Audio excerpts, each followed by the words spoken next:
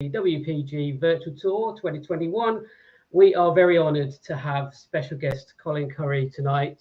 Needs no introduction at all, really. A real pioneer for contemporary percussion and marimba, and sort of latterly has become to be very active with the Colin Currie Group, international group, and also working alongside Steve Reich quite a lot as well. So, Colin, thank you so much for spending a couple of hours with the guys here. Really appreciate it.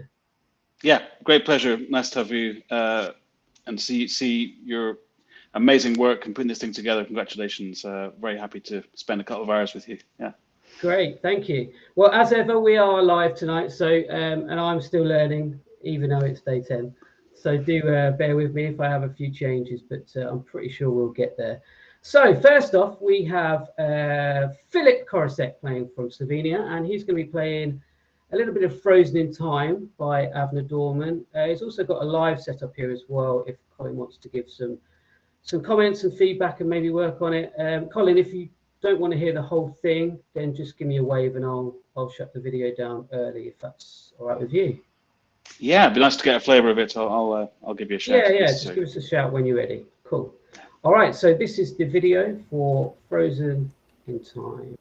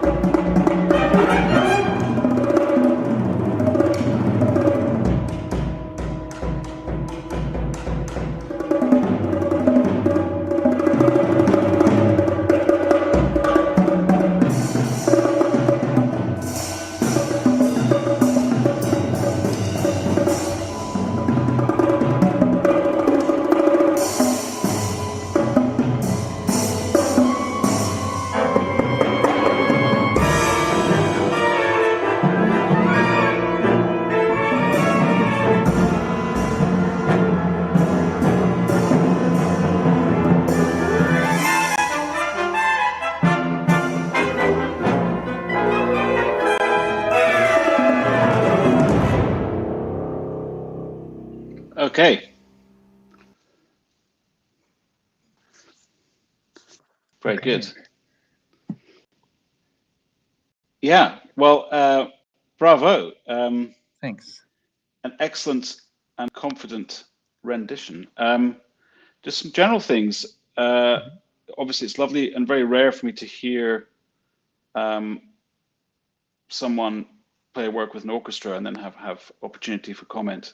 So we'll just talk about a few things to do with that. I mean, the main thing being a percussion soloist, I would say is balance. So it's being that chamber musician, even when you're in the role of a soloist. And it's very hard to tell in this recording, but just to go over a few things. Balance can work in a number of different ways, and actually it's something that the composer refers to. He actually says at one point to blend with it. He says don't overpower the orchestra, Yeah, exactly. and then he says blend with the orchestra, which is quite nice to see in a way. And I think the problems or the challenges arise in both of the sections that you play so well. First of all, is to get the marimba loud enough with a quality sound, and this is something that I've thought about a lot and worked on over the years. Is how to get a sound that you're happy with yourself and you feel good with, comfortable with, but also one that's going to cut to the back of the hall over the orchestra.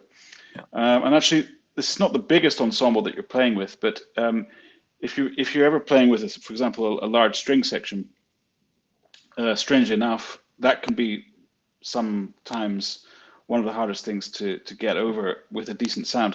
So the mallet choice is crucial, and it's very important to build up a lot of power in your playing, but maintaining an attractive core sound. So I'm not certain, because again it's a little hard to know with the film, but your sticks sound very hard indeed, and I wonder if there's a way to maybe just take the edge off that in your mallet choice. But then you would have to work on really playing with a lot of core strength. It sounds like a workout video, but working on your core strength. But it's just to get that tone, because I think for the listener, they can be put off with this slightly brittle marimba sound. So you have to try and find a balance of. I mean, one of the things that I say is try and work with slightly softer mallets, as a general rule, but then because you have taken the slightly softer mallet, then play with a little more power, so and a little more indeed attack. So you're using this way of playing that has a lot of impact, but because the mallets are not so hard, you're still getting a beautiful sound. The tricky thing with this marimba part is that there's a lot in the bass clef. And so that's harder with hard mallets. That's trickier and trickier. The more close you go to the bass register, the worse and worse it gets for the sound for the harder mallets. Did you experiment with different mallets? Now at the moment I'm using a different set actually, mostly because I'm playing this, in this room and alone, so I don't have to cut through anything, and I just enjoy this sound more. And I had this set there as well, but just the speed at which we played, I could not actually play it with this set because they are heavier than the other set that I had. And on the first rehearsal, I tried with those, and I said, okay, it was a competition, so I was trying to make sure I play as well as I can, and then I just went with the safe bet kind of. And I had what is the context of this video? Was that the competition, or? Yeah, this is like so we have a how is it called? Oh, scholarship. We have a scholarship here in Sweden that you can apply for, and then they choose a couple of people that go on to the competition, which you can then play with an orchestra in the final round. And this was the recording of that. Yeah. Very good indeed. Yeah. Well, I think when you're doing a competition or a concert, that's just thrown up a couple of things in what you've said. It's working on your sound. I mean, you really have to work on your palette. Is a concept that I like to discuss with young players or people who are working on becoming a soloist. It's what drives you, what informs your sound. And if for me, I mean, my approach to especially the mallet instruments, I think it is based on a lot of other soloists on other instruments, and listening to a lot of recordings and going to hear, fine pianists, wonderful violin soloists, as often as I could. I mean, I love going to hear people play concertos, especially on instruments that, other than percussion, because then you're always learning more about phrasing and timing. And, something that I missed very much was not being able to hear concerts. But just a couple of weeks ago, I went to hear Beethoven Emperor Concerto with a wonderful Russian soloist who I'd never heard before. And again, it was that thing when you were sitting in front of a soloist who has mastery of an instrument that you can't play yourself particularly, and you're hearing and seeing this utter wizardry. It's an amazing experience, and that's what people will feel when they come to hear percussion. So percussion for us is rather normal. You and I see each other play the marimba, and it's sort of business as usual. But for the audience, they'll be dazzled by what you're doing. But this piano soloist, furthermore, has this incredible sound, and it's this subtlety of tone that will make all the difference when you're in a competition or making your way as a soloist. People will get to know you for the quality of your sound, and that's what makes people listen. That's what brings people close. And it's one of the things that is a bit. It's hard with percussion because it's so much to do with your mallet choice, and there's just no avoiding that. And in some ways, it can be a bit frustrating to just spend time talking about mallets, because I could give you a set of mallets and things would change very, very quickly. But it's just the whole concept is a big idea about what kind of mallets you use, and what kind of sound you want to make. I mean, I also spend a little bit of time playing various concertos and experimenting with amplifying the marimba. In the end, I fell out with that idea because I felt I couldn't ultimately control the dynamic and the balance. For certain pieces with really huge orchestras where there were integral balance problems, it was good to do and useful. And then, of course, I didn't have to use horribly hard sticks. I could make that slightly warmer sound and just have that sound lifted. So I think that's something that isn't off limits. It's something that you can consider. And I think with the marimba in particular, it's a very difficult thing where really, if someone's listening in the audience on your behalf, and if that person says, well, it's not loud enough, all you can do is use harder sticks. And then, of course, you're completely changing your sound.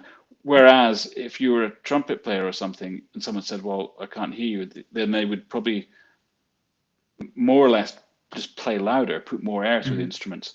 And not entirely, I don't want to simplify it, but they would sort of retain their sound. But with us, with using these harder sticks, we lose our sound very quickly. So it's a balance, but I would say try and go for a slightly warmer sound. I mean, you want that articulation, but I think you can go for a little more, a slightly more attractive sound. For me, it's just a little too brittle. I would have to agree with that as well. This was kind of my backup set, but then I decided to fall back on it.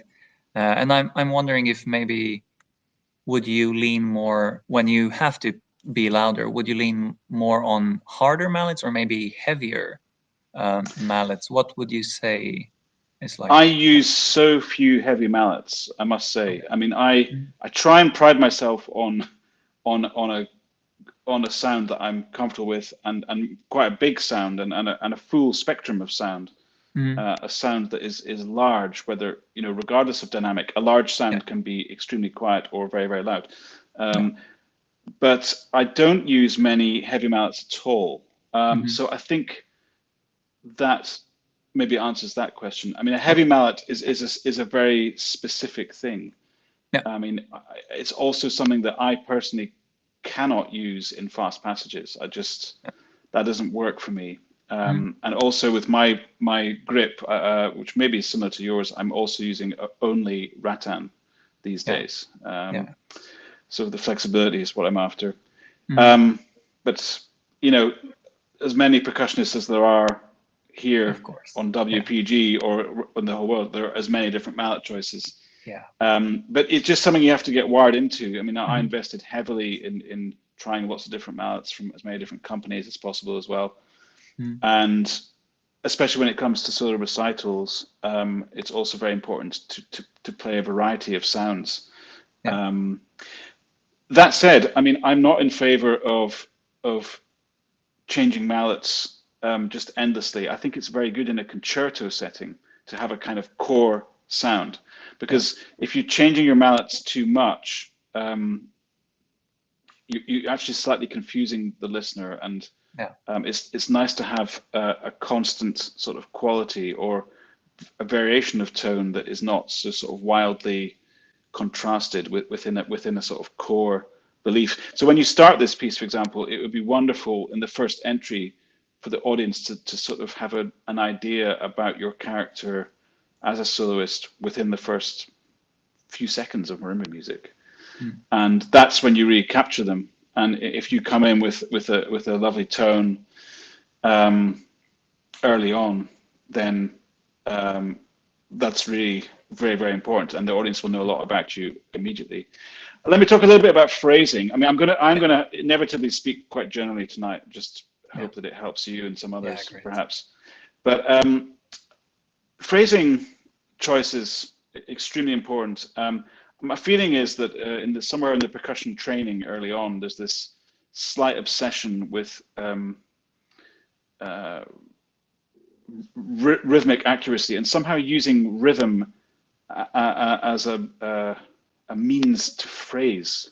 So a lot of percussionists use rhythmic devices or phrasing to the downbeats or use of accents or stress as their phrasing. So you hear a lot of information that's quite jagged, and then a lot of overphrasing. I mean, I don't think you're doing this so particularly much, but a lot of overphrasing to the downbeat. And I think this is something that does work in an orchestra. I mean, that would make sense if you're playing a snare drum in an orchestra. You would maybe play this is right, but you have to really lose all that when you're playing a marimba or a mallet instrument or any melody instrument or any solo line. So for me, I heard a little bit, as fabulous as it was, with the marimba playing, a little bit too much rhythmic information. And this is why, when I've been on my various chamber collaborations working with as many different other musicians as possible, I've worked closely with a variety of string quartets, different pianists, and of course my main duo partner is a trumpet player, Håkan Hardenberger. And what I learned from them is the things that are important to them. And whilst they're rhythmically excellent and secure and alert and accurate and everything else, there's a more important set of principles at play as regards the phrasing. And they would sooner sacrifice a tiny bit of rhythm to allow a phrase to unfold more naturally. Whereas percussion, we seem very constrained. We practice with the metronome a lot, which I think we should. I mean, I've been practicing with the metronome all day, but you have to learn to also get away from that, and then build the bigger lines. I mean, I say this a lot. Build that bigger line, fewer accents, and in your dynamics. I mean, it sounds very sort of primary school, but I hear a lot of peaks like but that's a mountain. But if you work more in hills, so smoother lines. Okay. Yeah. And good music making in my view, is about getting rid of ideas. You know, when I hear people play not in your case because you play very well, but often the criticism can be, oh, there's too much going on. Okay. So too much movement, too much rhythmical information often is a problem with percussion. It's too much sort of over obsession with detail. But then you hear a simple, you know, something done very simply, done very, very well. I mean, for example, if you hear a Ligeti piano study played by Pierre-Laurent Aymar, it's fantastically complex music, but done so simply. I mean, the projection, I mean, if you maybe go, an example just was on my mind the other day, there's a Ligeti etude called FEM, F-E-M, and someone like Pierre-Laurent playing that, it's exceedingly difficult to do, but he plays it so simply. You hear it so clearly. There's just nothing extra. There's no extra ideas. It's just the music. But although that's a simple approach, never make the mistake that that's an easy approach. I think that's something people do is you know, I try and simplify my performances, but it's difficult. Yeah. To make something simple is a long path, but try and get rid of ideas and purify your playing. Another thing, just maybe to speak to you about, is a little bit your posture. May I ask, are you quite tall? How tall are you? No, I wouldn't say I'm taller than your average person, but I was hunching quite a lot with my whole body when I was younger, just because of like where I had the vibraphone. Mostly it was what I played when I was younger. And then I kind of straightened my back, but my neck is still because I'm used to, you know, kind of being over the instrument with my vision, and I'm trying to get rid of that, but it's proving to be more difficult than I thought. Yeah. Well, please stay with that, because your posture is everything. It's the starting point, and it will allow you to have a long career. A good posture will allow you to be playing for many decades to come. A poor posture will give you problems. And whilst your posture isn't poor, it looks a bit difficult for you. I would rather completely open you up. And I think it starts in the lower body, although I would say that your issue is maybe in the upper body. My feeling is it all starts from the ground up. And I always talk about a thing which is the plant, which is how you actually stand and how you connect to the ground, and how far apart your feet are, and everything comes from that. And your upper body needs to be rather upright, and the arms move sufficiently, but not more. And economy of movement, and getting rid of excess movement. Get rid of no more excess ideas, no more excess movement. Clean the whole thing up and focus.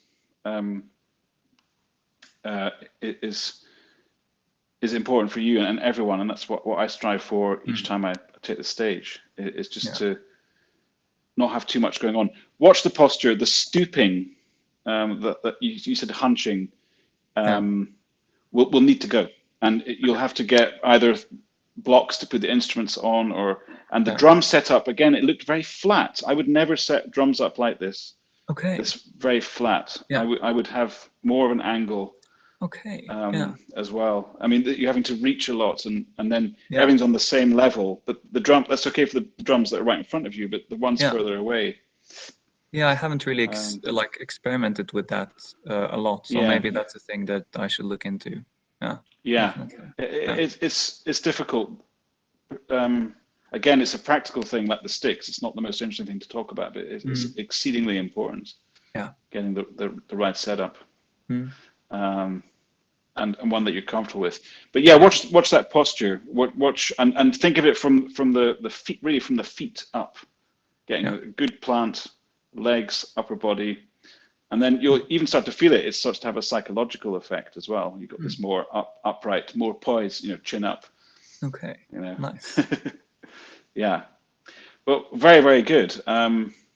Please do keep going with everything you're doing. And where in Sweden are you right now? I'm studying in Stockholm currently at the Royal College of Music here. It's my second year of master now. Okay. So yeah. Great. Well, do keep up the good work. Thanks. Yeah. Well, Tim. Okay. Cool. Yeah. Yeah. Bravo Fantastic. again. Great comments. Thanks so much. I completely agree about the posture thing as well. And we've all been there, as certainly like for these guys who are a bit younger, you tend to feel invincible at that age. And I think it is quite a good thing just to reassess like how you're standing in your posture. I think Colin's absolutely right. And that goes for everyone, actually. So, yeah, fantastic. Great. All right. Thanks so much. Thank you, Yeah. Philip. Bravo. All righty. So let's bring on Ting Ni. Where is she? There she is. Ting Ni, are you there? Sometimes we have a few issues with her internet, so we'll see how we go with this one. Yeah, there she is. Hello. Hi. Hi. All right. So Ting Ni's going to be playing a little bit of Chick. I'll just cue that one up for you. Yeah.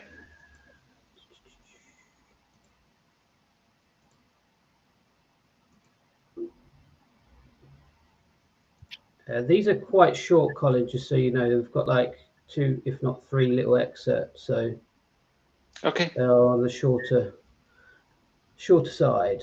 Okay, here's...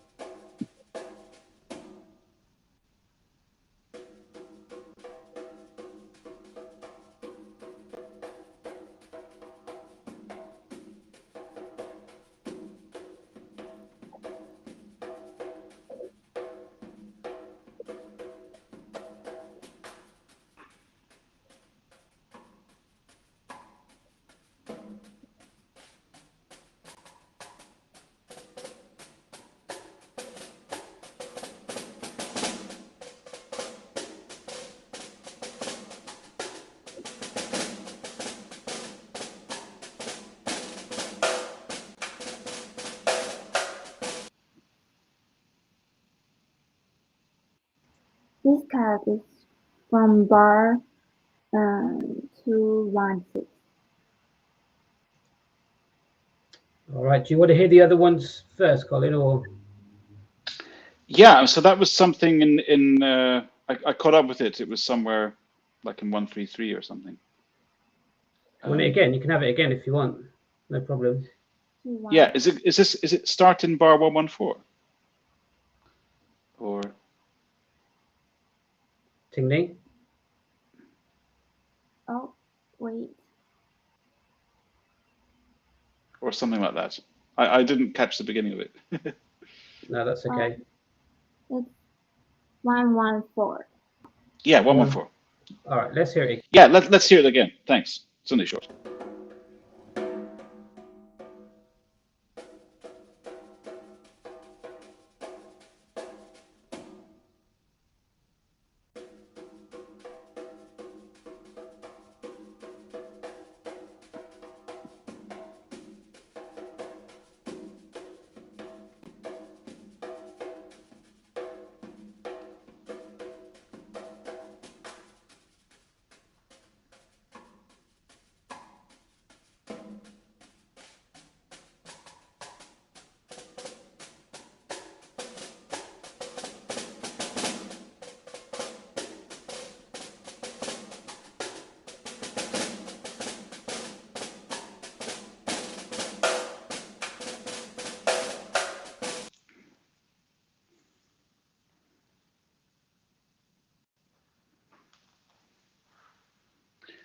Okay, very nice, enjoyable version there.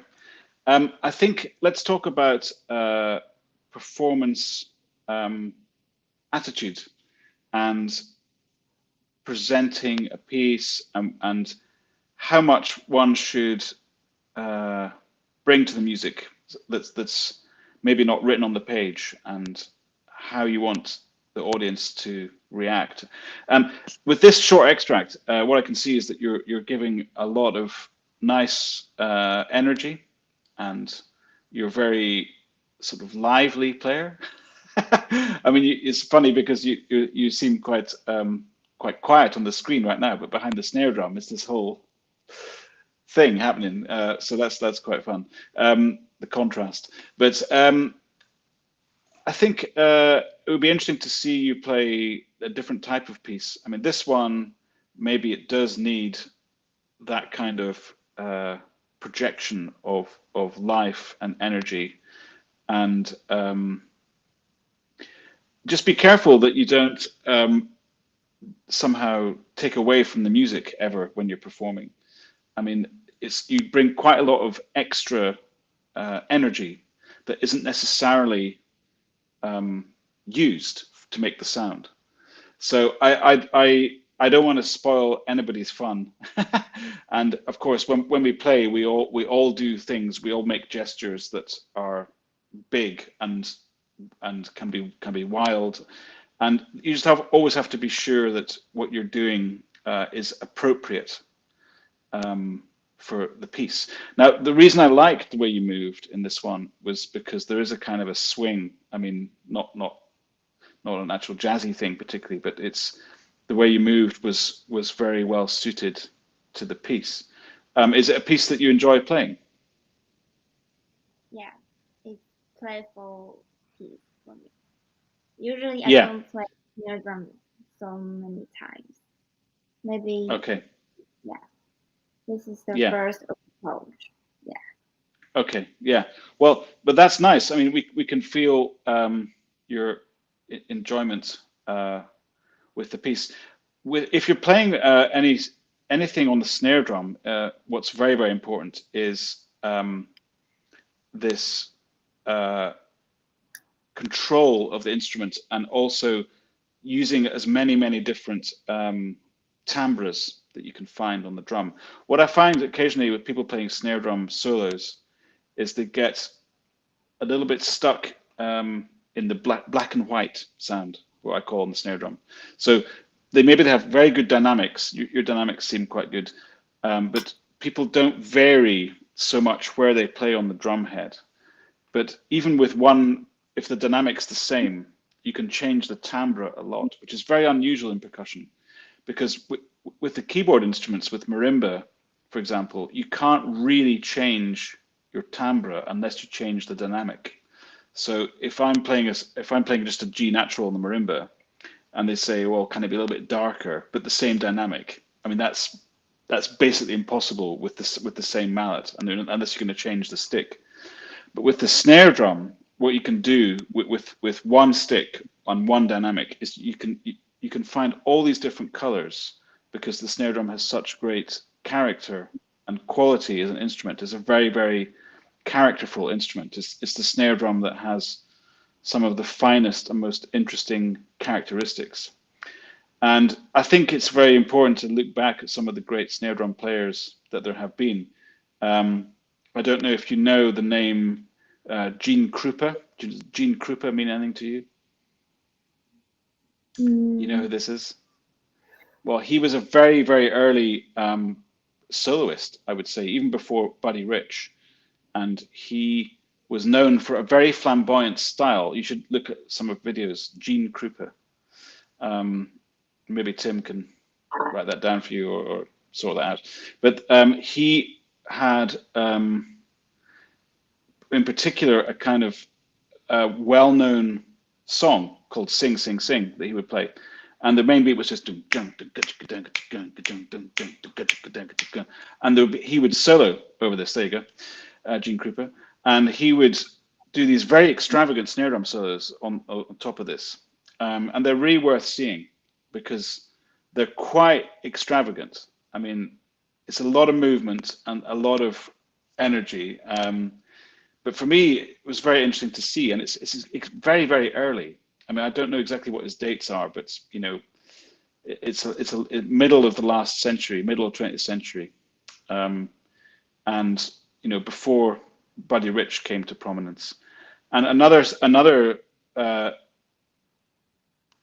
drummer soloist who I really, really admire was a drummer called Louis Belson.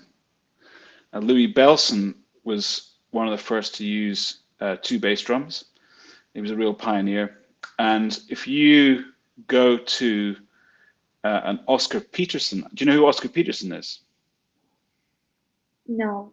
Oh dear. Well, yeah, you got a lot of listening to do. Oscar Peterson. Oscar Peterson was an astonishing jazz pianist who was quite a sort of, he wasn't that experimental. He was quite a straight ahead jazz musician, but with the most phenomenal finesse and technique and incredible class. I mean, he was just real classy player, and he had a trio. He had many different trios.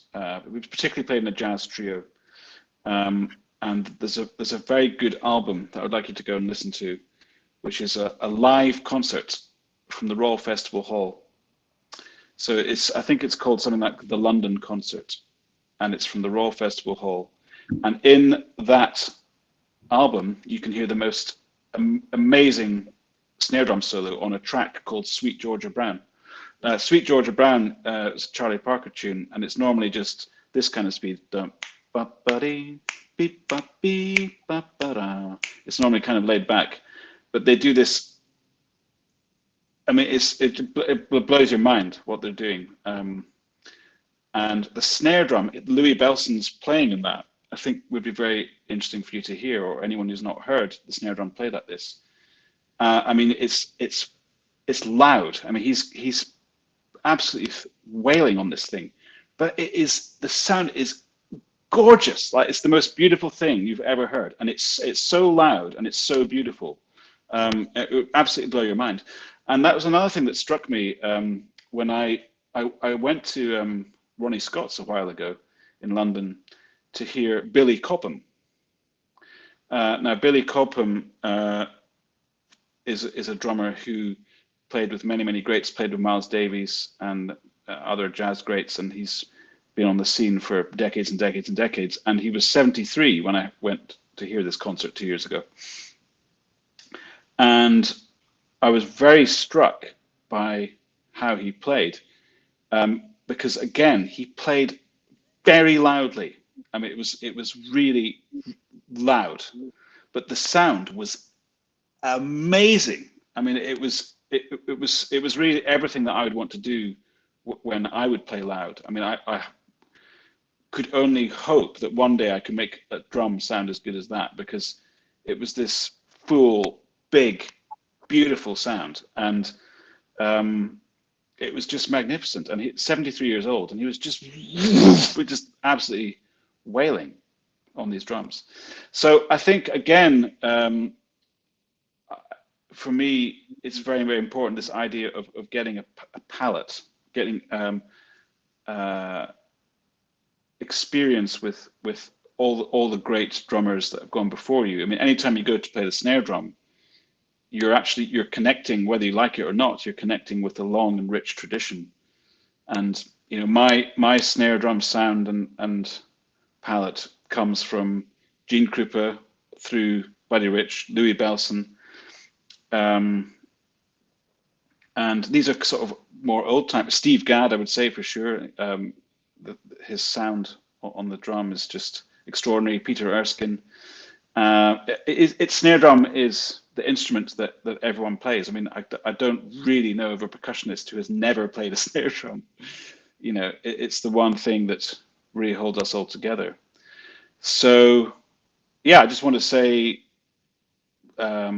look into some of that and see what that brings. Do you have another extract we could listen to? I'm actually just going to have to move this because I need to charge my iPad. But do we have another video, Tim? Oh. Here we go. I'm still here, I promise.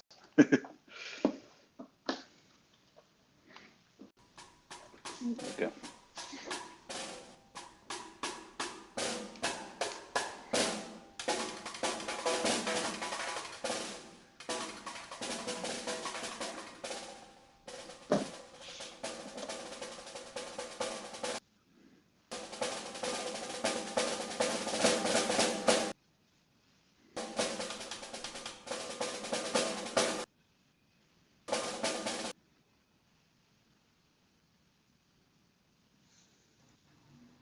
All right. Two, Let me one. revert to option 2. Sorry, just give me a tick. Yeah.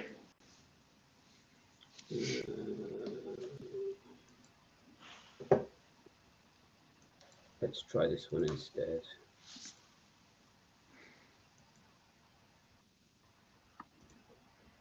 Hopefully you'll be able to hear this. Okay.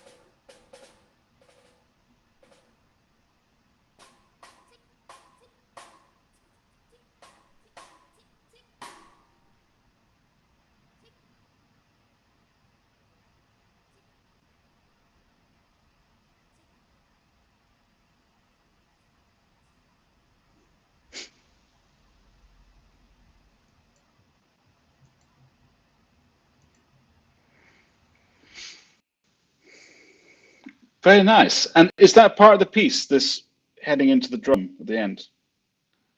Yeah, this is the end of this piece. And you have to do that.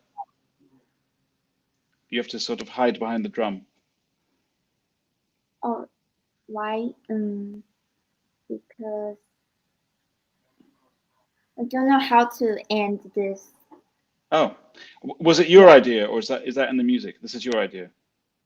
Yeah, my idea and my teacher Oh. proposed this.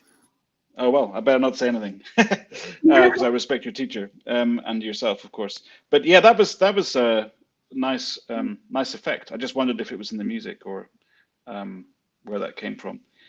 Yeah, I mean, it's very, very important. Let me speak a little bit about this. Again, we're working with these films here, and we're doing everything we can. And best of all would be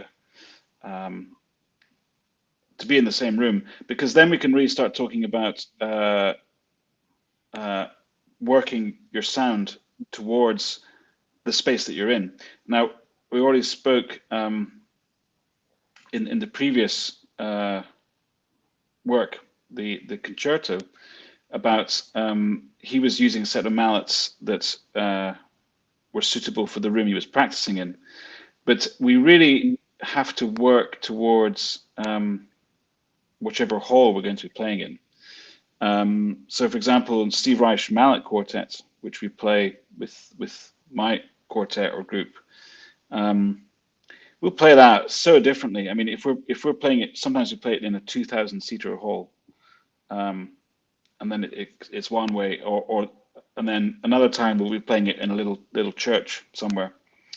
So the question is how to more or less get the same piece, the same musical ideas into a different acoustic. I mean, it's been very interesting on this tour we've just done. We've done 3 Steve Reich concerts in the space of a week, and all in different halls, very, very different halls. And it's nice to sort of let the hall change the music. I mean, that has happened to some of the pieces we've played.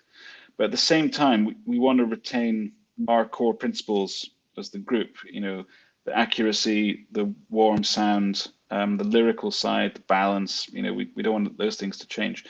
And in the case of the snare drum, what you're doing there, it's very easy for the audience just to maybe switch off a bit if they're not hearing enough information. I mean, sometimes I wonder if you're just pushing a little bit too much with the time, or maybe even your choice of tempos. Maybe just need to take an edge, what the listener can really listen to, what they can hear. What's essential is that you get, you have to get each piece you play to work to its maximum effect. So whether you're playing, it doesn't matter what you're playing, any piece you're doing, you have to get it, really try and think of it this way, as you have to do as much as you can for that piece, whatever it is. And whether you like it or not, you know, sometimes you have to play a piece that maybe you don't believe in or feel 100% secure about artistically, but you have to maximize that piece. You really must do that for music, for the composer, and for your own credentials. So this piece, again, it's useful to think of a small number of ideas. Again, I don't like to have millions of ideas floating around. It's great to have millions of ideas, but only 2 or 3 at one time. Okay, so with this piece, the character of it is playful. I think the way you play it is playful. It's inventive. It makes the audience listen. There's a kind of sparkle to it. There's a kind of a magic, and all the different sounds on the drum are crucial to how the piece works. And there's a certain charm about the piece, and this ending, this very interesting ending, is unexpected and intriguing. So you have to do everything you can to get all the ideas over. And I just think maybe you could make more difference in the sounds you're making, have a bigger palette, have more variety in your sounds. Different parts of the drum, different parts of the stick, a little more, you know, maybe change what you're doing a little more often, and try to keep a slightly steadier tempo. So I think you are pushing a little bit here and there, and just give the audience every chance to hear what's going on. I have a thing that I say often, which is that, you know, we're often taught when we're playing new music, is that the piece you're playing will probably be the first time anyone in the audience is hearing it. Your teachers say this a lot. You hear that a lot in music school. Like, this will be the first time that anyone is hearing this piece. And that is true. But you know what's also true, and it's actually almost more important, is that it's probably, I mean, without being too ominous, it's probably also the last time they'll hear it. So when I go around playing my concertos, I would play, I don't know, the Andrew Norman somewhere, and yeah, it's definitely the first time people are hearing it in the hall. But if I'm playing it in Portland, Oregon, for example, will they hear Andrew Norman concerto again in that city ever? And would they go? You know, probably not. So whatever piece you're doing, the chances are, yes, it is the first time for the audience, but it's also the last. You know, very, very often. It's not a rule, but it's helpful to think of it this way. And then you start to really wonder about how you present the piece and the magic of that piece and live performance, and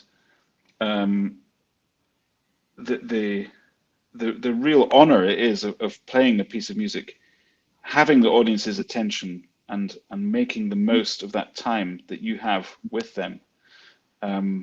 It's every piece is like a premiere as a solo percussionist, in the sense of it's a world premiere for the audience. They've probably never heard these pieces before, particularly when we're doing the solo repertoire.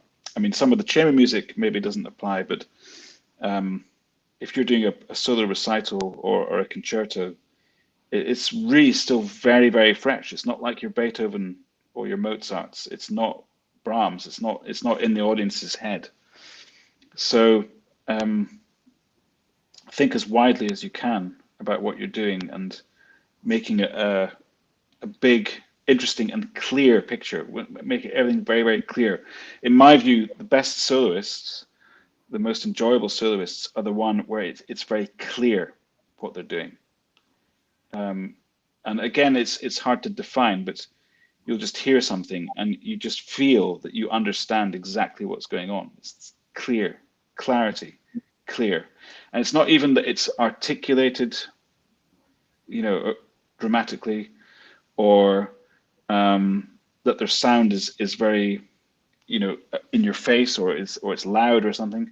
It's just clear. It's just got the musical logic is just coming off the stage into your head. So in the case of the snare drum, it's just making sure that there's not too much noise. The snare, you know, snare drum solos can often just sound like it just, you know, they all sound a bit the same unless you take that little bit of care to find the space and the interest in the sound. So yeah, work with the metronome. Make sure you're not pushing. Broaden your palette, and I would love to hear this again one day in the same room. It'd be very, very nice. Thank you. Well, great, Yeah, bravo. fantastic. Everyone else is clapping backstage, I promise. All right, great. So I think Ting Lee's probably going to depart because it's probably 3 a.m. right now. So yeah, thanks for staying up. Sleep well. See you later. Cheers. Okay, so I think we're going to move to, is Nozomi here now? Yes, she's here. Hey Nozomi, how you doing? You okay? Hello. Yeah, I'm okay. So do you want to tell Colin maybe a little bit about yourself and the piece you're going to play whilst I cue it up for you? Okay, about me, I'm studying in Stuttgart nowadays, and Interson.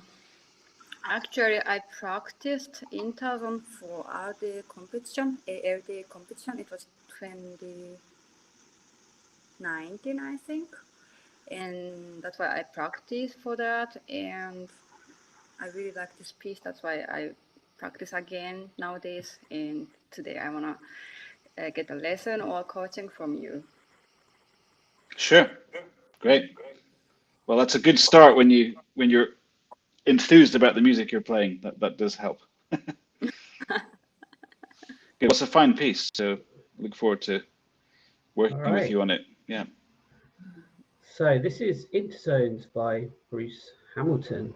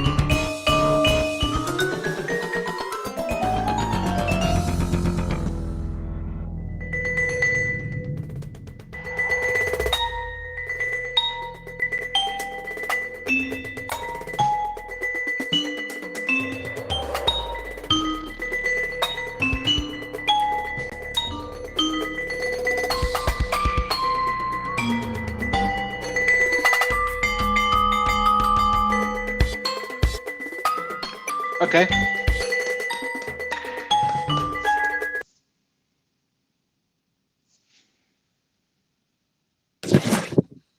Yeah, I'm enjoying that a lot. Bravo. Thank you. We'd love to hear to the end, but let's talk. Yeah, I mean, it's very convincing. What really comes across is your passion for the piece, and you got a very good. I would say each piece has a mood. So there's a sort of specific mood for a piece, and it's not even something you can put into words. So I'm not looking for, you could say of a certain, not this piece, but you could pick another piece and say that it's playful, or it's unpredictable, or it's beautiful, or it's exciting, or it's dramatic, but this is a mood is something that I prefer not to define. It shouldn't really have adjectives, but each piece has this thing which I call a mood, and other people will call it something else maybe, but it's that, I suppose it's that unique character that belongs to each piece, and all the good, especially a good piece, will have a mood that belongs to that piece, and there'll be no other piece that has the same mood. I'm going to use that word a lot now, as that piece. So I think what you have very well is the spirit. You could also say the spirit of a piece, the mood of this piece, the spirit of this piece, the character of this piece is very strong. What makes the piece work is the integration. That's what's interesting for the audience, and what makes it slightly unbelievable for the audience as well is to hear what to them sounds probably a bit like a robot, and also very strange. I mean, although there's rhythm in the piece, it's a rhythmic piece. It's not very stable. There are very few regular grooves, and there's very little repeated music. It's mostly always changing, and there are no repeated sections. The structure is quite through composed. So this is what you have to do for the audience, is a version like yours, which has that incredible synchronized magic. And I've done quite a few pieces like this myself. One of my bigger pieces in earlier days, nearly 20 years ago now actually, was a piece by Dave Marrick called Trilogy. And that piece was for a larger setup, multi-percussion, well, marimba vibes and other things, drums and cymbals and things, flute percussion, and a pre-recorded track. And again, the magic of that piece, which I played a lot, was this integration with the backing track. But it also made me think that I think the challenge is when you're playing a piece like that has backing track. And also, furthermore, a piece, in addition to having that backing track, relies on relining up the same way every time. I mean, this piece and also Trilogy, there's only really, in some ways, there's only really one way of playing it, and either it's perfect or it's sort of nowhere. There's nothing really in the middle. I mean, it can't sort of be together. It would never work. It has to be absolutely sort of perfect. However, in the middle of all that, what I think you have to do, even with this piece, which a lot of it's quite fast with the mallets, is to try and find, perhaps, certainly in my view, a little more human qualities. So I think you could do a little more with your dynamic contours. You play quite. I mean, maybe just the recording, or it could be your intention even. It's not even a particularly bad idea for this piece, but it's quite flat how you play. Mm-hmm. But maybe you want to be like the robots that you're playing with. I don't know. I mean, for my tastes, you could show a little more contrast with the backing track. It would be interesting to have a bit more of your character. It seems now you're very much in character with the pre-recorded material, but I would occasionally like to have more heart, and not only this amazing like ninja skills that you have, incredible like a martial artist, this phenomenal vibraphone skills which you obviously have. Does that appeal to you, or you don't want to do that? You can say it doesn't matter. I want actually. I want to change my sound in a piece, but the problem was I couldn't change my sound, how to play or something like that. That's why my music is every time like flat. I feel like that I have to practice more. How can I change, or how should I make another sound? I mean, my sound is really every time too hard. I think every time da, da, da, da, da, da. That's why it makes flat my music, I think. Okay, so then this is something you would like to work on. Yeah, okay. Well, then, I mean, the only way to do that really is to increase your reservoir of experience with music. What I do, Royal Academy of Music, where I have a relationship as a visiting professor, is that the first thing we do every year when there's new students as well coming in is that we have a simple listening class. And I asked everyone to bring in a piece of music that's not related to percussion, and one that they feel, only two rules. So the first rule is that it must be something that they really do love. It has to be music that they love. And the second rule is that it should be something maybe that perhaps, I mean, not definitely, but perhaps isn't known to the other students. So don't bring in Beethoven 5, don't bring in Eleanor Rigby, Beatles. Bring in something that maybe people don't know.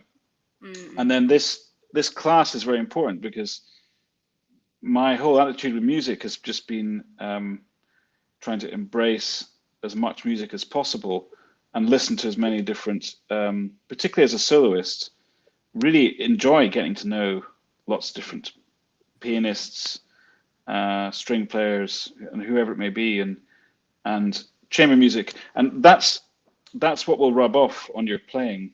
I mean, if you're wanting to work on your sound and your phrasing, there's not much to be done in a percussion department. You have to go and listen to string quartets. But, that's more enjoyable anyway.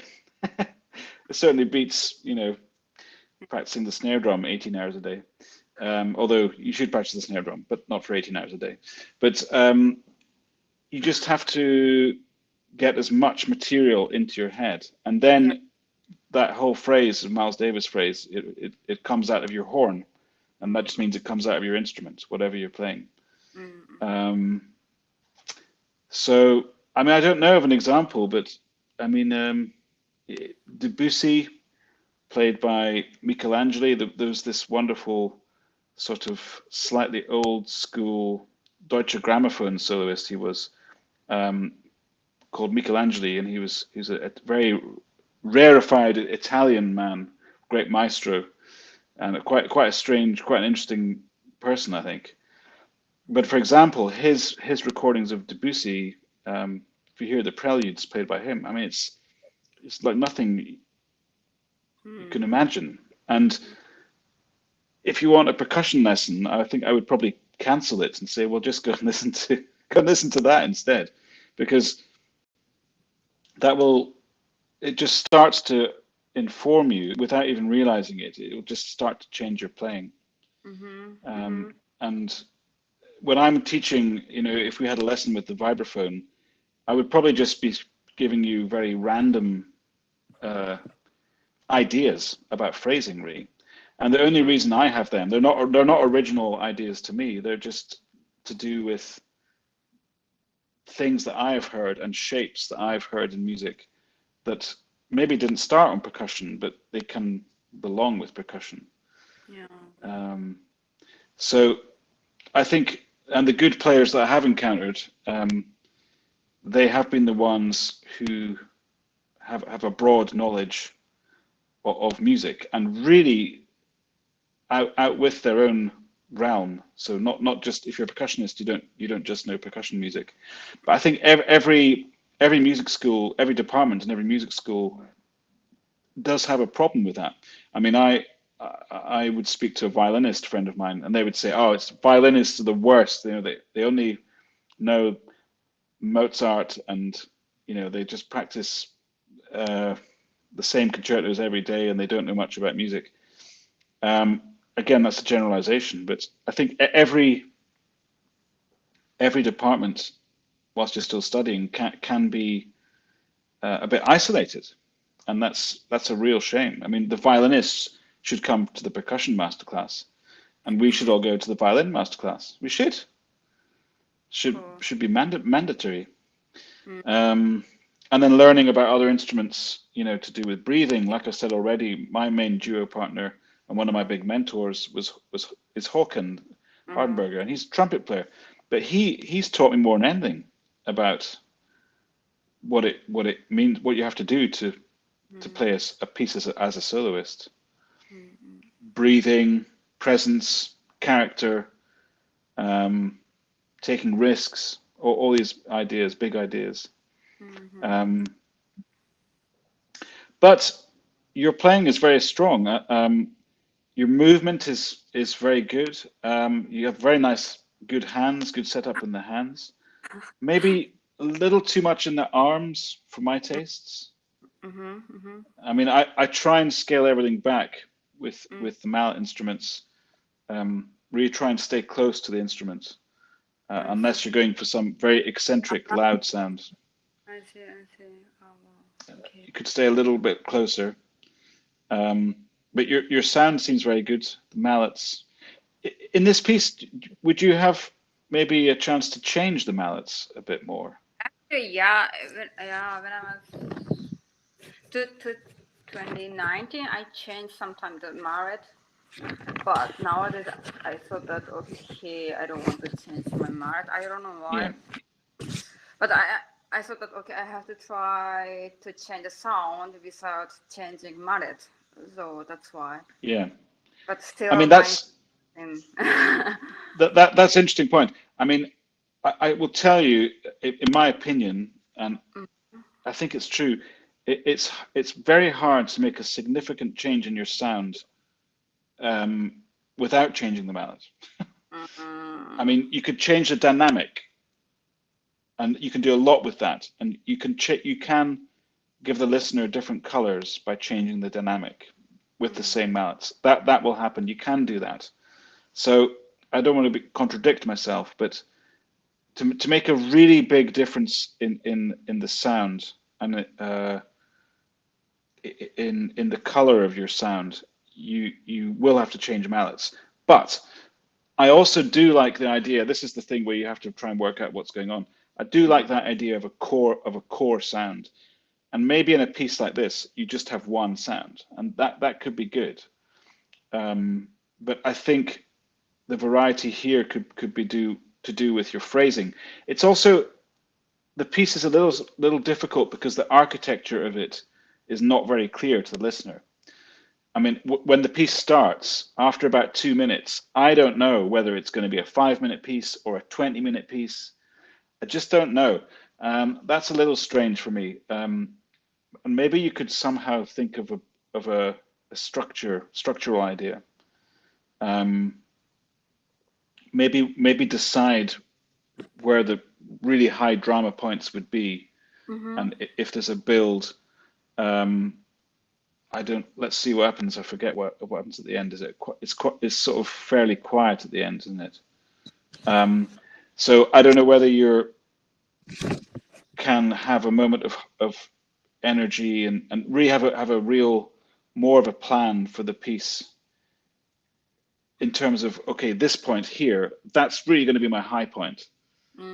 Because what happens with this difficult structures like this for the audience is that they kind of listen like this and then again, and then again, and then if they're listening too much like this, they start to get distracted because they feel there's too much, too many high points in the structure. I understand. So how the piece is, what is it, 10 minutes, 12? Yeah, 10 minutes. That's 11, 10 minutes. Yeah. 10, yeah. So I think, I mean, it's not a monotonous piece. It is a piece with highs and lows. So really have a plan for yourself about the structure. And it's really interesting what happens with this is that, and it's also something that I was listening to a talk by an author recently, Hilary Mantel, and she was talking about structure in her novels. And it was exactly the same for me and the way I like to try and play music. And she was talking about structure, and she was paying a great deal of attention to the structure in her novel, but not because she doesn't want the reader to be actually aware of the structure as they're reading it, but by investing heavily and carefully in the structure when she's writing, she hopes that in the subconscious, the structure will be obvious to the reader. And that's exactly what I try and do with performances of my own, is that you try and work very, very carefully with the structure and the drama of a piece. And, you know, where is this piece going? Why? Like, you know, what's the point of this bit? And how loud should this bit be? And what's the mood? What's the character here? Where's this piece end? Do we want it to be mysterious, or do we want it to be very, very, very clear, and all the gray areas in the middle? But if you just work on your dynamics and get a shape more clear in your head, it will make a difference to the audience. And they don't know it. They couldn't put it into words. They couldn't say, oh, well, yes, in the 3rd minute, she did a high point, but that didn't last too long because there was a bigger point coming in the 7th minute. You know, it won't be like that. But that's the magic of art, is that it works in the subconscious. It doesn't work.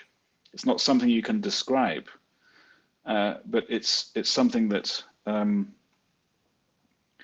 in a good performance, you can put the listener under a spell and really make them really keep their attention, and keep the tension by doing interesting things with the structure. A little example, recently we've been doing a Steve Reich piece with my group, Tehillim, and in the first movement of Tehillim, the piece starts with a theme and it gets added to, and it gets sort of more and more exciting. And then he sort of cuts most of the ensemble off, and he uses the original melody and puts it into a 4-part canon. Now, he doesn't write anything in the score for the dynamics in this section, but what we do is we're sort of making everything sound lontano in this bit, so very far away, thinner string sounds, and also slightly expressionless to begin with. And then this section happens, the canons happen 4 times, and we're just gradually getting louder, like very, very quietly, subtly, getting bigger and bigger, but very, very slowly. And I think the audience, they won't know it's going on, but you can feel it in the hall. Everyone's like, like this, just because we're doing this idea of this very, very slow change in the sound. So just try and find devices. They've got to be authentic. You mustn't ever use effects or sort of tricks for the audience. That's not honest. But there is usually a way in a structure to really make the audience feel really part of what you're doing, and so that there's an obvious shape. Yeah. Any further questions or? Question. Okay.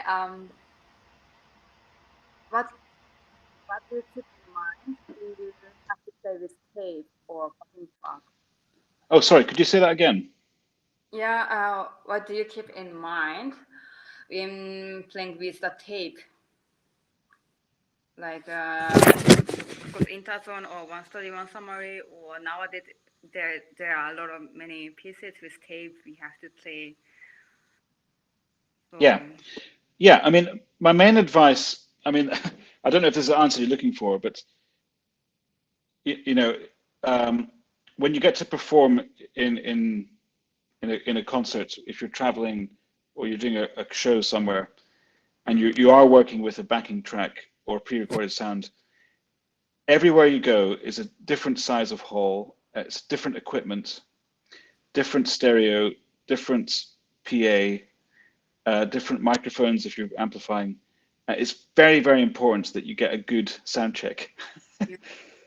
So that's my main advice. And it's very, very important to have good, someone experienced listening in the hall for balance.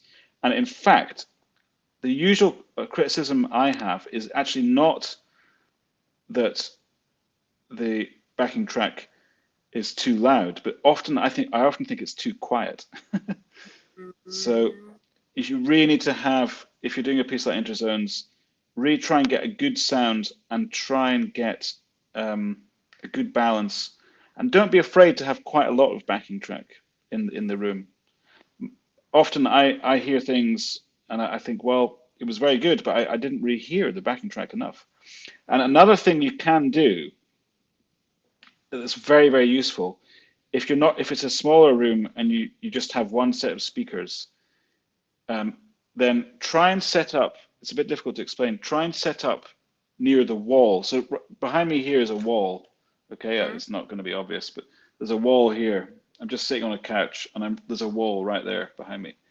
And what you need to do is do the setup and point the speakers at the wall. Don't point the speakers into the room.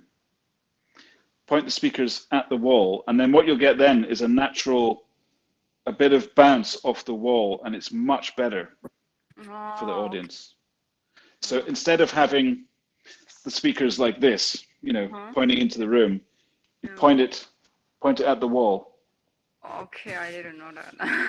Okay. Yeah, it's a very easy fix that will help you. And then these pieces, also one study, one summary, they just need a lot of accuracy with the backing track, but that comes with experience and practice, and you had no problem with that at all. So just keep doing what you're doing. But for the listener, make sure balance is everything. Make sure there's quite a healthy amount of backing track. And also, I remember this when I did the Dave Marek a lot, you will play louder in the concert. Everyone does it. People say it's an extra 10%. That's supposed to be an accurate. You'll play 10% louder. Okay. So make sure that also the backing track is loud enough for this. Okay, I will do that. I will try it. Thank you so much. Thank you for watching. Yeah. Good luck with everything. Yeah. Well played. All right. Well done, Nozomi. It's great news. Yeah, and I think one of the common things, it's quite interesting having all these amazing coaches come in, but definitely one of the quite clear things is that all of these coaches have a massive appreciation for the general sort of music, whether it's cultural or time or period or whatever. Like, you ask any of them about different styles and that they'll be able to expand on it a little bit. So I think you're right there, just about widening our horizons and listening to as much music as possible is one of the best sources of practice you can probably do, actually. So I agree completely. All right. Oh, and I should also say congratulations. I should have said this like 10 days ago, but Nozomi's just been signed by Yamaha for an endorsement, and Kohlberg as well. So congratulations. Brilliant. So I should have said that ages ago, but I haven't. So congratulations, Nozomi. Well, I'll see. I'm with Kohlberg, so we'll see you there. I know. All right. Okay, and we're going to move over to Greg now. Where's Greg? Here he is. I think Greg's with Kohlberg as well, no? Yeah, I think so. Yeah. All right, this is Greg Schwelinski from Poland. Greg, do you want to just say a little bit about yourself and the piece whilst I cue this one up? Yeah, so about me, Greg, 21 years old. I'm now in Stuttgart, the Musikhochschule, and the first semester of master, and I finished bachelor before in Copenhagen with Gert Mortensen. And about the piece, I mean, Omar's second movement was pretty long journey with this piece. Actually, I started few months ago, and it was like I stopped, then I had a break, then I had a break again, and everything.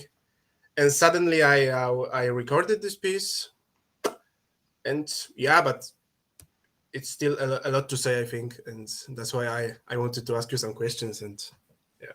Yeah, with pleasure. Good. Oh, it's a strong piece, obviously famous piece. Strong music, lots to talk about. So yeah, I can't wait to hear your version. Yeah.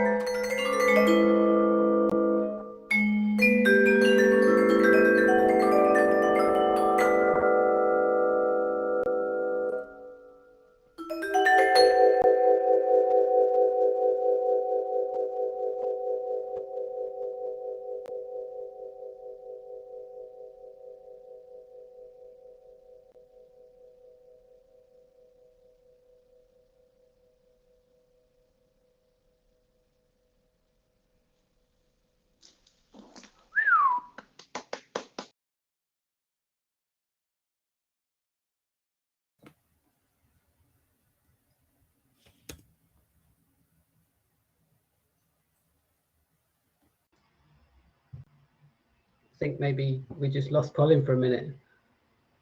Hopefully be back in a minute. Blown away. Probably. Yeah, fabulous. I've not actually, you know what, I've been editing videos for the last 3 weeks, solid, and I've not actually watched everyone, so I've not watched that yet. So yeah, congratulations. How long did that take you to learn? Difficult to say actually. It was just like if you have really power to work, it goes really fast actually. Yeah. So if you are really bored about this piece, you can just throw it out, and it's no point to work on it if you don't have really power to do. Yeah. Yeah. And from what that looked like, that was a memory job as well. You've done that from memory. Yeah, I think that first of all, the memorizing. Yeah, exactly. Yeah. Yeah. So what's your process? How do you memorize it? I'm trying to find the kind of I don't know, the pattern, if it's possible. I actually, this piece, it was possible to find a few patterns to understand. He was repeating few notes all the time, so there is a rule of this piece, kind of. So yeah. Yeah, I think that sort of epitomizes what Colin was saying about different textures from different mallets, because that was like literally a showcase. Yeah. Of exactly what he was saying. Here he is. I'm really interested. I'm really interested about the opinion about the mallet, actually. Yeah, well, I was just saying that's a perfect showcase for what you were saying earlier, Colin, about like different textures from mallets. So I'll let you carry on. Yeah, sorry, I'm not sure what happened there. Might have been some small issue at this end, but I'm glad to be back on the stream. Yeah, bravo, magnificent performance, very convincing. Thank you. Omar, big piece, lots of ideas. I mean, the good thing with Omar is that if you can read the music. I don't mean that in the practical sense, because it's not very nice to read. It's a horrible part. But if you can get the music off the page, it's all there. Håkan, I've been mentioning him a bit tonight, but one of his main mentors and teachers was Tom Stevens, and he was principal trumpet of the Los Angeles Philharmonic and did a lot of new music as well. And what Håkan said about him was that what he was brilliant at, what he was maybe the best at of anyone he'd ever met or worked with or studied with, was that he could read music. He could read music. He could get off the page every last ounce of the music, what the composer meant, why, where it was going, and then all the sort of practical stuff. So correct tempos, correct dynamics, so everything was correct. So with the Omar, that's a piece where you have to be really fabulous, because the text is very precise. Information is on the page. And you do this very, very well, but there's probably more to be done with getting exactly what the composer has notated out off the copy into our ears. It's an episodic piece. First movement as well is in episodes, so it's crucial that, and you do this already, but it's vital that you get as much definition for each episode as possible. So that for me, it's a collection of tableau. I mean, it's different characters, one after another. You got this person, and you got this person, you got this person, and they're all showing up one after another, and they've all got comments. It's as if you've got 6 different people, 6 different characters. Each of them is going to have to play the vibraphone, and they've got to come one after another and make an argument. For me, the piece it's about. For me, it sounds like an argument. And what's the answer? People are disagreeing in this piece. It sounds like there's conflict and there's struggle. And the answer is, lo and behold, be natural. So in the first movement, as you know, there's a big thing with tending to trying to find be natural at the end of that movement. And then it's the same here. The very, very important part in this movement is also these chords on the 3rd page, where it says Quaver 120. These chords, one after another. There's slightly different versions of the same chord, and I think you need to build an intensity as that goes. That's another very crucial part of this structure as this thing goes on its way. So this section, for example, these runs, that's the first one, then and then so those ones, certainly in the film, they all sounded about the same, but I would like to have more energy and more argument, more discord, more tension, more theatrical, not in the sense of showing more movement, but more like a theater piece. I mean, you have to think of also the history of this. The new music in Italy, it was very political. Someone like Luigi Nono, for example, Donatoni, and Dalla Piccola and others, they really were in fallout from extraordinarily tough political times. They look at their lifespans, they would all have had contact or made escape, rather like Xenakis perhaps as well, to use an example that we all know. But they would have all had to get away from a certain type of regime in their lives. So I think you can hear that the new music in Italy was very interesting. I mean, Luigi Nono was a very political man himself, and you can hear this intensity and the gravity of his music, because this amazing energy. And I think for me, there's something of that in Donatoni's music as well. Brilliant composer, but a lot of struggle, and not unrelated to someone like Xenakis, I think. So I would like a little more, a little wilder, and again a little more extreme.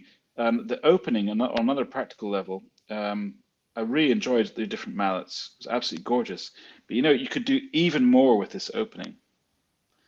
I heard this piece played many times at the Tromp competition when I was on the panel in 2010, and we heard many different versions. And I remember one young woman from Canada, Sarah, I think she was called. She came in and she played this. I don't know what mallets she used, but each note to me it sounded like a whisper. Each note was that was also my question actually. In which direction you would go? Actually, I started to play this. Oh, you mean the opening section, right? Yeah. I started to play this section actually with the kind of whisper mallets as you told me, but then actually I started to record this piece, and not each tone from the bass. Then we are going to the upper voices, and when we have the full chord, I couldn't really hear the bottom voices, the bass voices. That's why actually I used on the end I used a bit harder mallets, but then I really can kind of hear the full sound of the chord. That was actually my conclusion with this. Yeah. But I think the crucial thing with this opening, if you can find the right mallet, obviously the notes have to speak, but you need a very slow motor. I would go with just the absolute minimum. And I would have a little more time to use, I mean, he's marked it, but I think you could give it a little more, a little more generous with his markings for these 5 seconds, 4 seconds, just a bit more time. And it's not really that important that we hear the notes when you play them, but what is essential is the resonance. So it's more, and then when you stop playing, that's actually the most important bit. The resonance. So don't worry too much about us hearing the attack of the notes. It's just to get the spread. We want to hear that, and with the vibraphone, the way the instrument works is to hear the partials and the harmonics. It's not just the fundamentals, but it's the whole resonant mechanism that's unique to the instrument. And then, I think the next section, Quaver 132, again, it's funny. I think there's a little more room for play in this right hand. It doesn't have to be so strict. I mean, I think there's a certain swing to this music. I mean, obviously not like ding ding ding ding ding, not like in some terrible jazz band or something. But there's a swing in inverted commas, and you could maybe find a little more play in your phrasing, a little more charm. And some of the characters, I really like to think it in my own way about the nature of some of these characters, and maybe one character comes in smoking a cigar and having a brandy and 2 a.m. somewhere, and I don't know, but it's got some kind of slightly sordid, smoky jazz club thing happening. And then other moments of the piece remind me very much of, if you know some of the things like the Twilight Zone, the American slightly sort of weirdo, slightly bizarro black and white television series. Do you know this thing, the Twilight Zone? I don't think so. Do you know this tune? Has anyone ever done that to you? Has anyone ever gone ooh do do do do do do do do do do do? Because that theme, you probably think I've gone mad, but that Tim will know.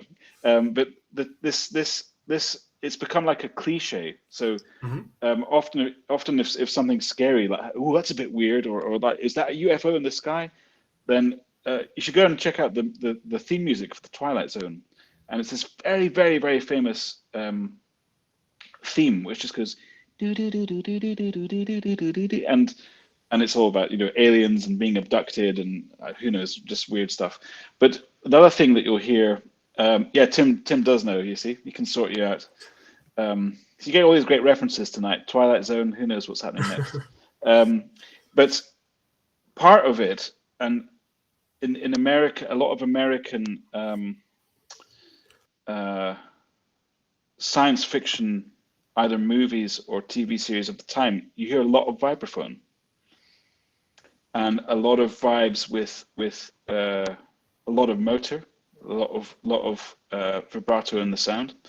And I think in this piece, it's also quite good to have quite a lot of weird, just as more expanse in the characters. And we were having a discussion with the last player about in interzones about whether or not to unify the sound, like to have one sound for the piece. In interzones, that might not be a bad idea. I can't really decide. But in this piece, you want to have as much variety as possible. Yeah, exactly. And each section very well defined. So this particular section is going to be the strict section and spiky. And then you work with 2 or 3 ideas. I'm very fond of, if you are working in episodes like this, just 2 or 3 ideas only, but get them really working. So if you are going to go with spiky and strict, then it really will be. That will really be how it sounds, and it won't sound like anything else. It'll just be spiky and strict, but that will be big. That will really be happening. And then the ending. Let's just go to the ending. It sounds like you have some questions, but the ending should just be more wild and kind of desperate. It's such a huge piece by then. You've been through I don't know how many thousands of notes, and none of them easy. So this final gesture can really be quite violent. Yeah. So more dramatic, more like a theater piece, more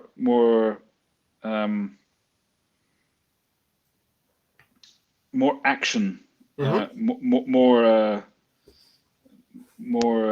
of a thrill for the audience, more of an adventure, more disturbing.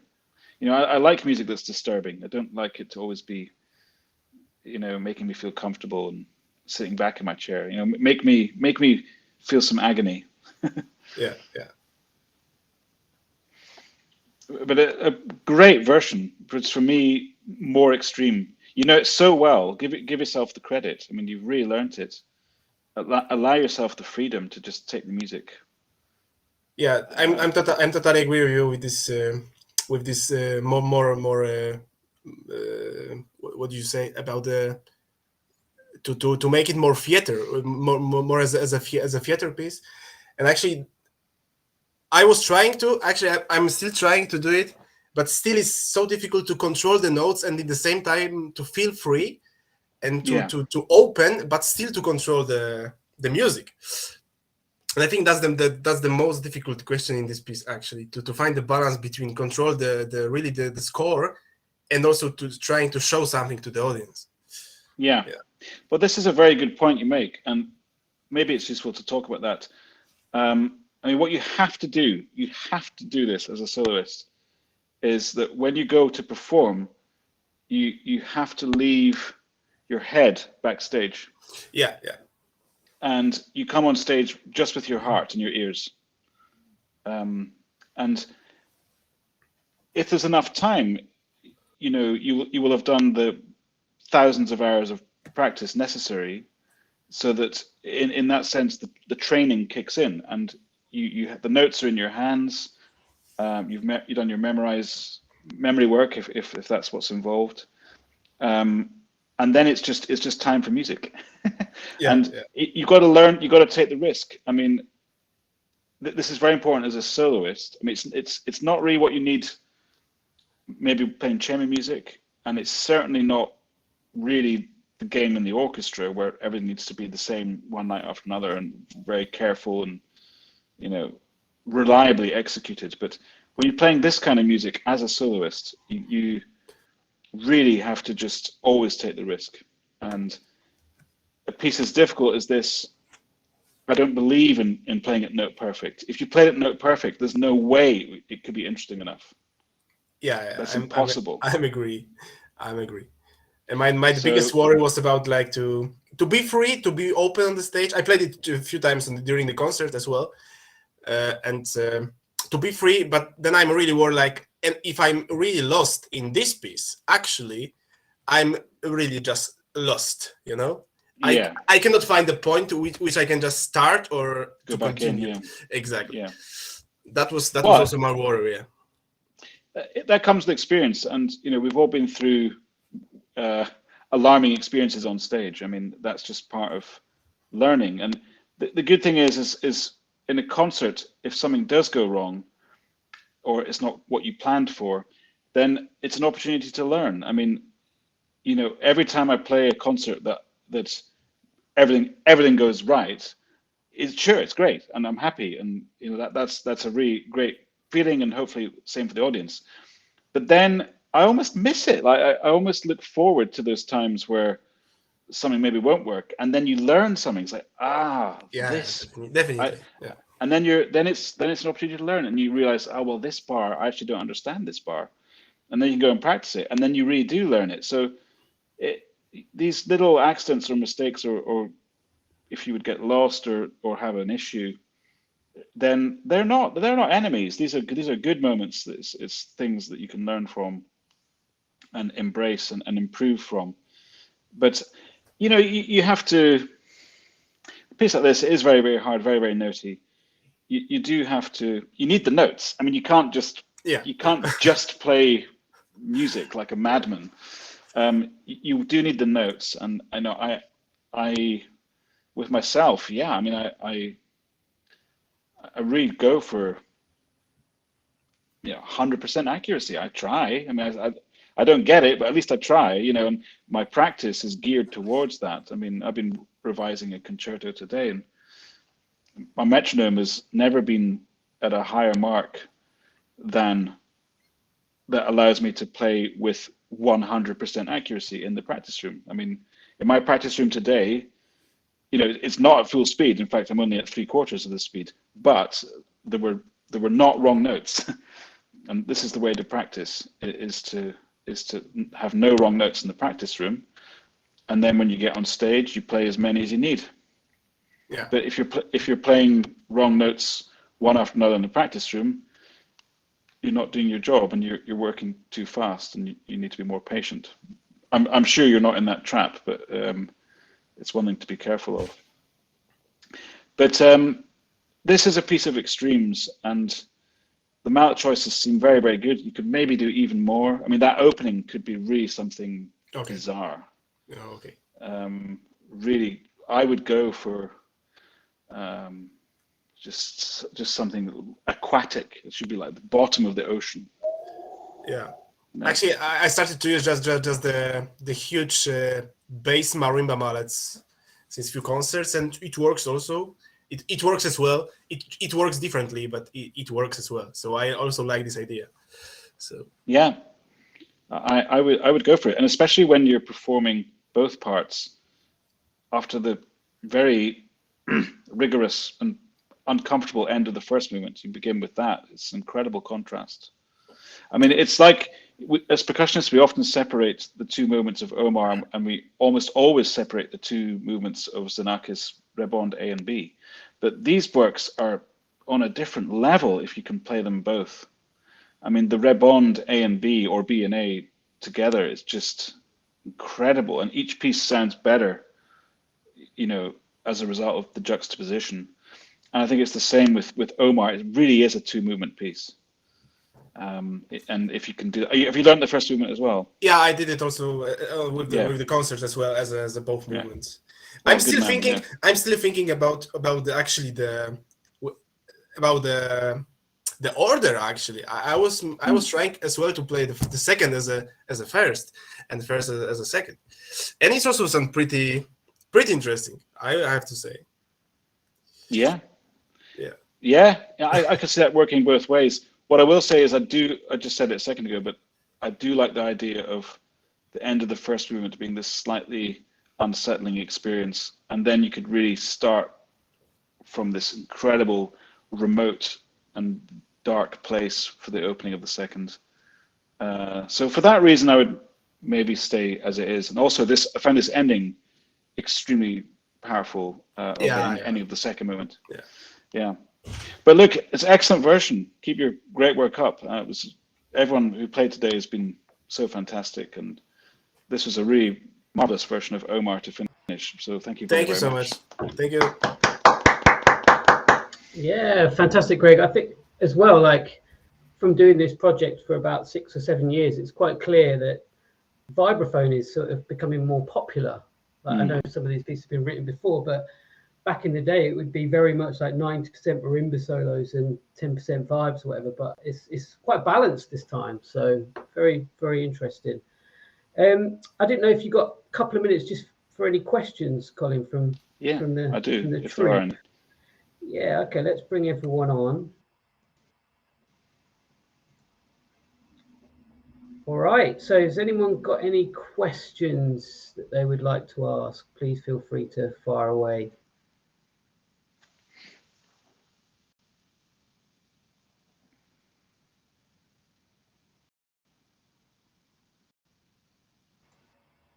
Wow, you obviously covered it. Toro, have you got a question?